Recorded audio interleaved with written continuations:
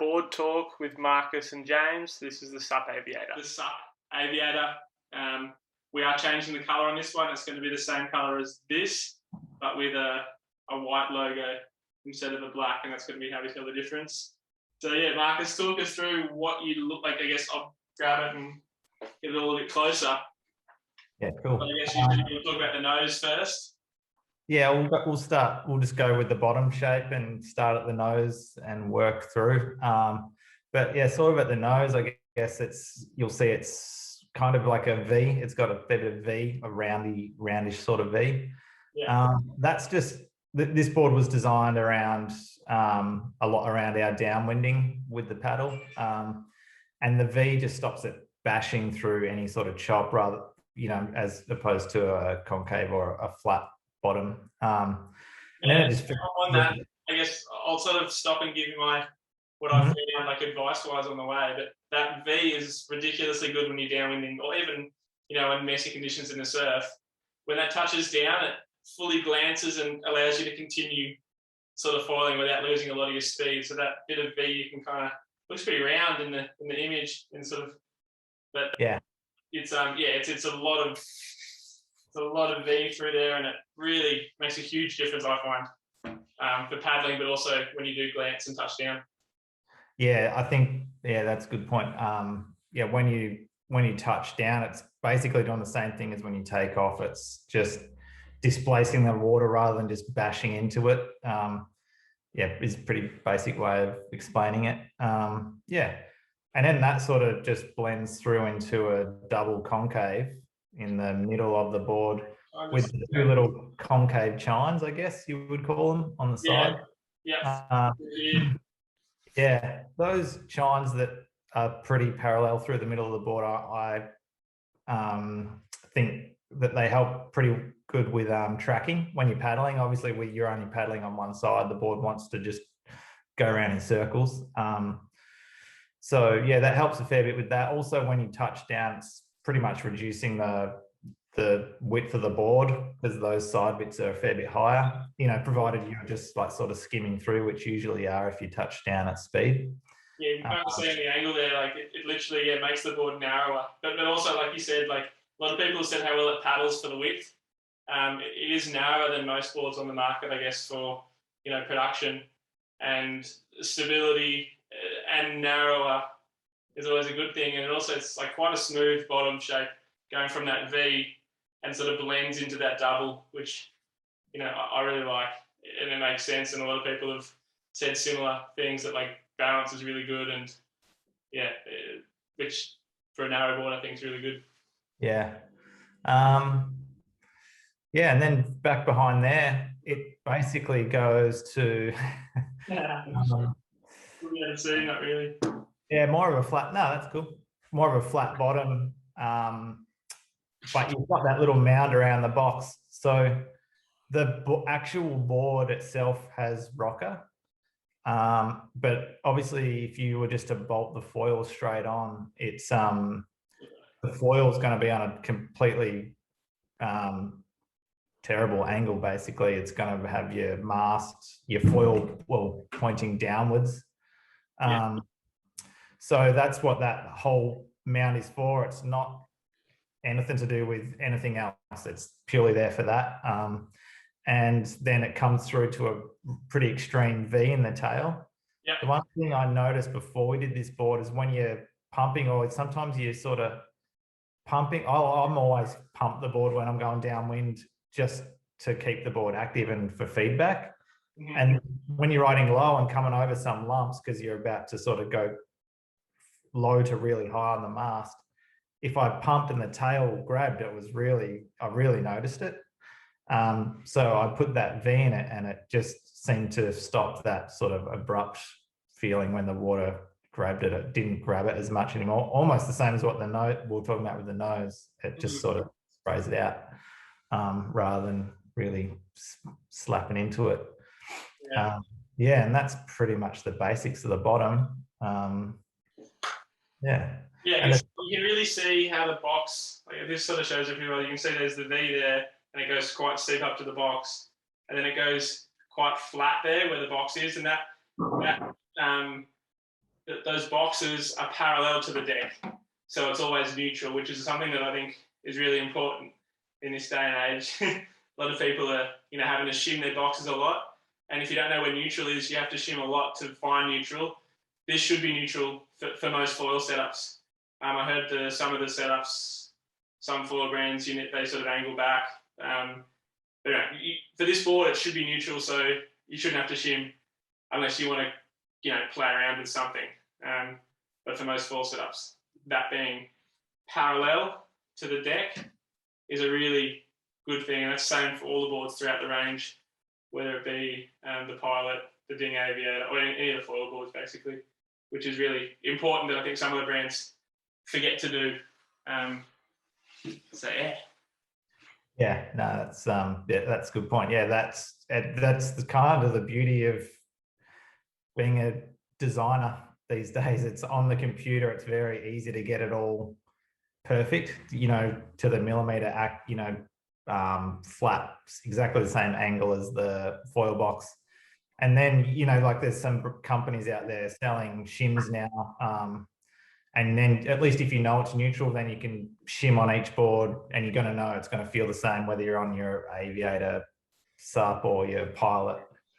You can use it's going to be the same sort of effect, I guess. I personally use I shim a Go foil on the Pilot and same on the Aviator.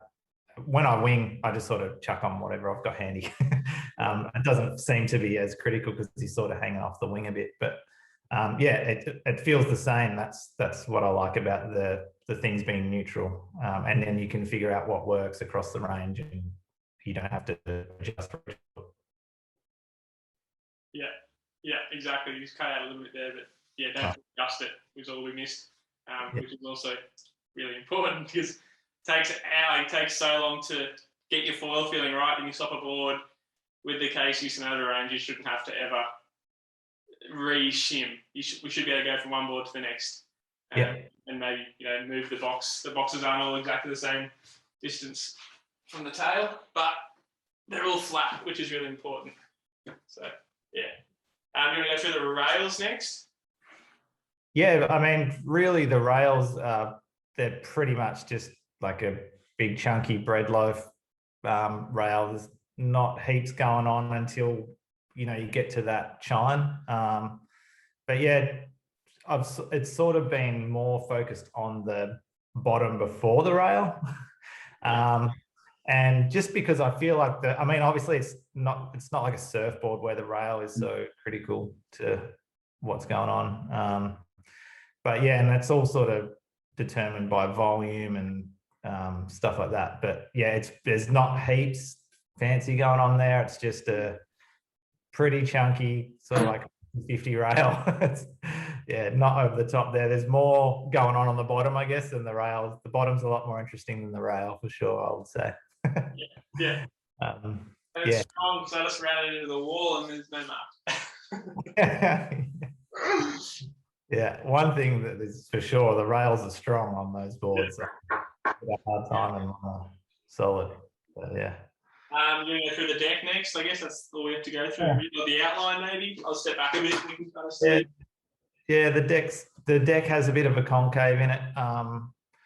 Like probably most boards these days, it's a little it's a very slight sort of dugout. You'll see it more in a board in the shop. You've obviously got the foot strap inserts. And the foot strap inserts, as you can see, are totally different to the Aviator that's next to him if you're looking at the center ones. On a SUP, we don't need to swap our feet. Some guys on wings will swap their feet, so you've got a whole bunch more options on the Aviator that you can see to the left. So that just gives you that surf option, whether you're natural or goofy. Outline's pretty pulled in at the tail and sort of eggy at the front, I guess you would call it. It's just the front, you don't really notice that width so much when you're taking off because of the V. And the tail I wanted to pull in a bit because I found same when the tail would catch, it was always at a point where you're coming over a high bump and you're sort of riding cautiously because you're about to launch out onto a face. And that narrower tail just seemed to catch the water less. And yeah, it's there. That sort of was the principles around the outline, basically. Obviously, with the SUP, you've always got to try and build some stability into the board and find the compromise with all these things. So that was sort of what we found was best in the end. Yeah. So this is 510 by 26, pretty sure. 85 litres, and then it scales up. And I'll put a link to the whole range for everyone that can see, but it goes up in 2 inches, 510, 60, 62, and it pretty much goes up 10 litres each. So 6.4, 6.6, 6.8, or 6.10 is the biggest, I believe, but it keeps going up in twos. You can order customs if there isn't a design that suits you. And also if you are looking specific downwind boards, this is the one you'd start with. Marcus and I have done a bunch of testing. We have found that a narrower board is definitely better if you can balance on it. And there's only a small proportion of people that can go narrower. But for those that do want a downwind, narrower makes a big difference. So Marcus and I both use 6 by 24. That's 6.0 by 24. The litres are around 80. And we find that narrower width for downwind makes a big difference. So if you do want to get into downwinding, contact us and Marcus will design a custom one for you. But definitely do try these ones first, because Marcus and I have both downwinded these ones before. There's no doubt they work, but our balance is good enough that we can go skinnier. So we do. Yeah, it's a good point. Yeah, I've just done a few customs for guys here in Perth who are all wanting to get into downwind with a paddle. And basically they've tried a few boards and figured out the skinniest they can stand on, and we've come up with a good length for their weight. And yeah, equipment, as we've spoken about in the downwind thing, is crucial. So if you're looking to get into the downwind thing, maybe a custom's a better option, but it's going to depend who you are, how much SUP experience you've got, things like that. Yeah, I see, it's worth talking about. I see a lot of people who've never SUP before but want to learn to downwind SUP foil.